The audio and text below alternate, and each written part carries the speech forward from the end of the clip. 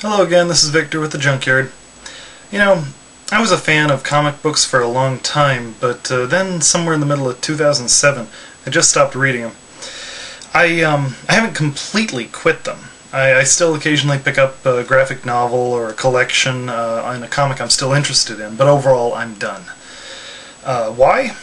Well, I've narrowed it down to a list of 8 reasons, which I'm going to share with you.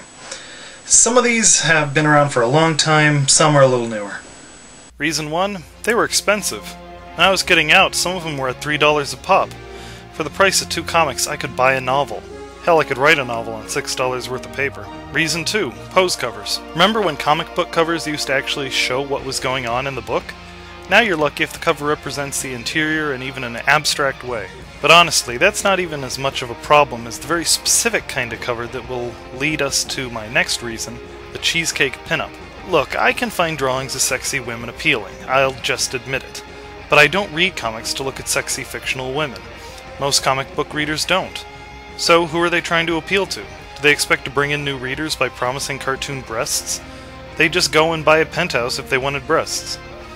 Meanwhile, if you read comics, there you are, a member of an already looked down upon minority, walking from the comic shop to your car as quickly as you can, lest some member of decent society see you carrying this. Hey, comics are a valid and dignified art form. And that leads us to reason 3. The comic industry's active attempts to keep females from reading comics. They've got all these movies coming out. Comics are getting more attention than ever. You'd think they'd try to appeal to a wider reading audience. But no, let's keep it within our tight community of lonely nerds. Those cheesecake covers are part of the problem. The fact that female characters keep getting skimpier, less plausible costumes is another. The Huntress started showing her belly button and stopped wearing pants, Vixen got a plunging neckline costume, which he borrowed from the cartoon show disturbingly, which then became a plunging neckline with exposed belly button costume, and even Wonder Woman's costume has been cautiously creeping down her chest and upper ass for decades. Again, it's kind of embarrassing to be reading an art form where the artists, to keep our attention, feel the need to slowly strip their female characters naked. Oh, but the creepiness doesn't end there. Another trend in comics is the sexy underage character. The new Supergirl is a good example of this. The girl, supposed to be maybe 17, can't lean a bit to the right without giving the whole world a show. And we're supposed to believe that Ma Kent made this outfit for her? Right. Still creepier is the rapid aging female. An underage heroine suddenly attains sexual maturity without warning, seemingly aging faster than her male peers, just so she can serve as a fictional sex object. Take Mary Marvel. Originally she was supposed to be younger than her male counterpart, Billy Batson. Then in Captain Marvel's reboot, she was somewhat older than him. Then she seemed to age faster and faster, leaving poor Billy in the dust.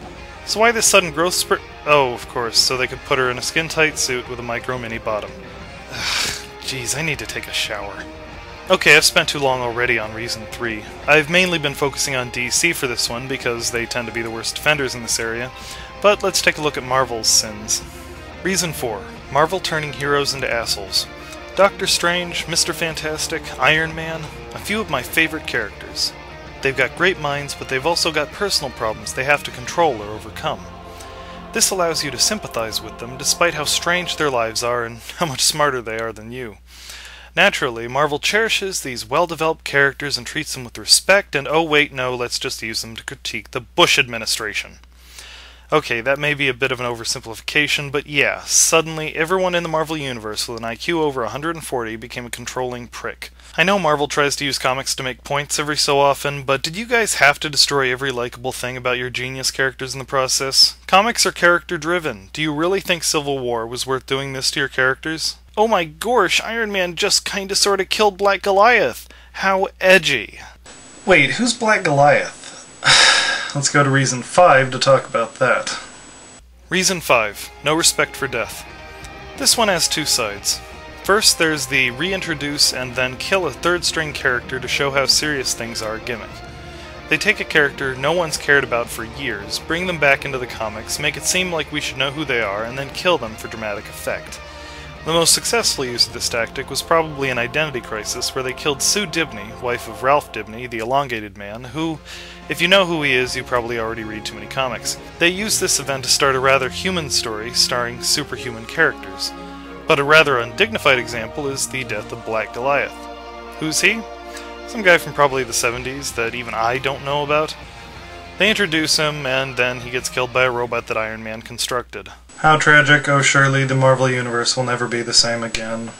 And both companies keep doing this. It's a cheap gimmick, stop using it. The other side of this is resurrection. Almost every superhero seems to have died at some point or another and came back. Some have done it more than once, a few have done it so often it's become a running gag. Honestly, how can I be concerned for these characters' well-being if I know you're just going to keep bringing them back? Where's the menace? Honestly, death is a part of life in this universe, so why don't they give it any respect? Reason 6. Multi-issue stories. Early on, you had exactly one story per issue. Then multi-issue stories started springing up, usually to tell bigger stories. Fine. Now, every friggin' story takes 5 months to get through.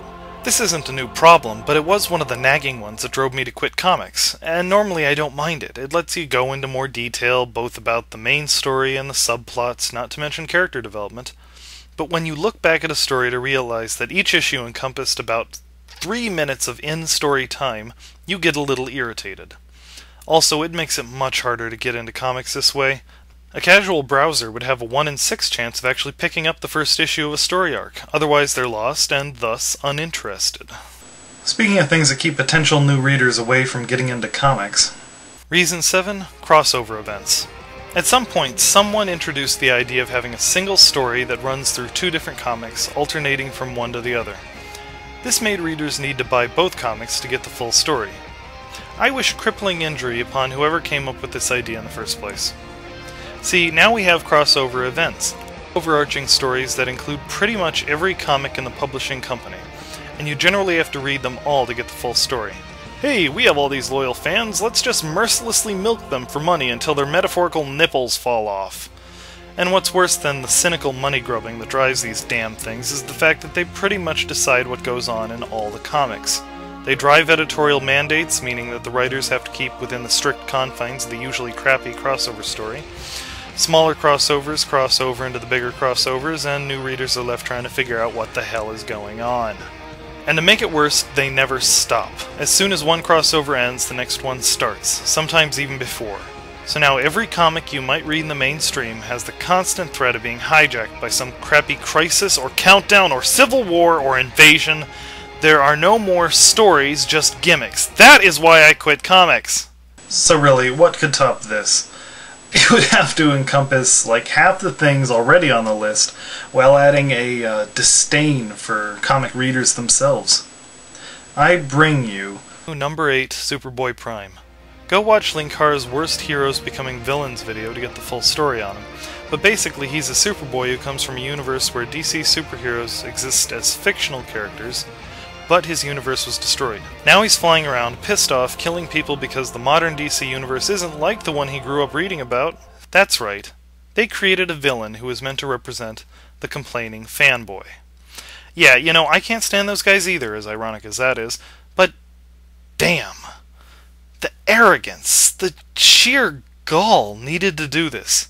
To actively mock your most loyal fans, the ones who buy your comics even as they complain, by characterizing them as vicious, shrieking children to their faces, is just so amazingly ungrateful! I mean, if Superboy Prime was just a one-story villain, it would have been okay. If they had played it as a comedy, it would have been funny and relevant.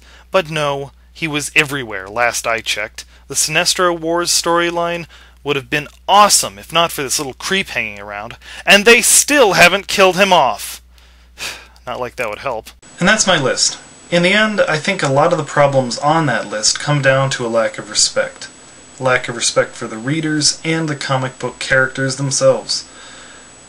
And that's not to say there aren't any good comics out there. Both the independent and the mainstream comics, there are still some good ones.